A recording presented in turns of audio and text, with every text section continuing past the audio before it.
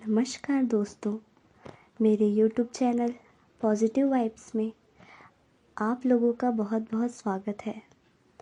तो आज की कहानी शुरू करते हैं। एक दिन गौतम बुद्ध अपने शिष्यों के साथ एकदम शांत बैठे हुए थे। उन्हें इस प्रकार बैठे हुए देख उनके शिष्य चिंतित हुए कि कहीं वे अस्वस्थ तो नहीं हैं।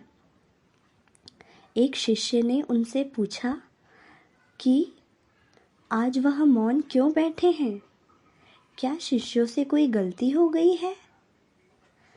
इसी बीच एक अन्य शिष्य ने पूछा कि क्या वह अस्वस्थ हैं? पर बुद्ध मौन रहे। तभी कुछ दूर खड़ा व्यक्ति जोर से चिल्लाया, आज मुझे सभा में बैठने की अनुमति क्यों नहीं दी गई है? बुद्ध आंखें बंद करके ध्यान मग्न हो गए हैं। तब वह व्यक्ति फिर से चिल्लाया, मुझे प्रवेश की अनुमति क्यों नहीं मिली? इसी बीच एक उदार शिष्य ने उसका पक्ष लेते हुए कहा कि उसे सभा में आने की अनुमति प्रदान की जाए।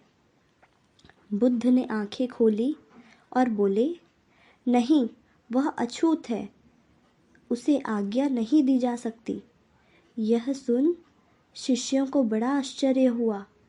बुद्ध उनके मन का भाव समझ गए और बोले, हाँ, वह अछूत है।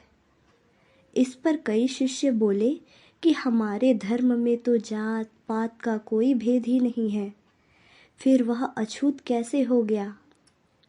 तब बुद्ध ने समझाया, आज वह क्रोधित होकर आया है। क्रोध से जीवन की एकाग्रता भंग होती है। क्रोधी व्यक्ति प्रायः मानसिक हिंसा कर बैठता है, इसलिए वह जब तक क्रोध में रहता है तब तक अछूत होता है। इसलिए उसे कुछ समय एकांत में खड़े रहना चाहिए। क्रोधित शिष्य भी बुद्ध की बातें सुन रहा था।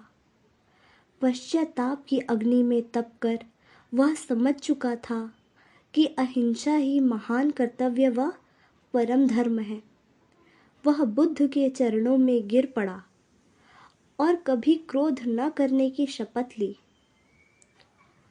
आशय यह है कि क्रोध के कारण व्यक्ति अनर्थ कर बैठता है और बाद में उसे पश्चाताप होता है। इसलिए हमें क्रोध नहीं करना चाहिए। असल मायने में क्रोधित व्यक्ति अछूत हो जाता है और उसे अकेला ही छोड़ देना चाहिए।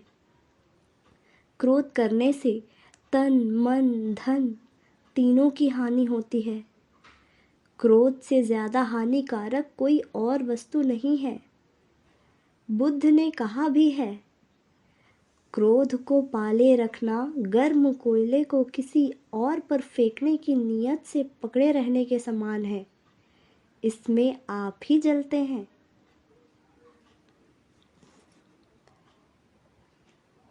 दोस्तों, अगर आपको यह कहानी पसंद आई हो तो मेरे चैनल को लाइक, शेयर और सब्सक्राइब करें।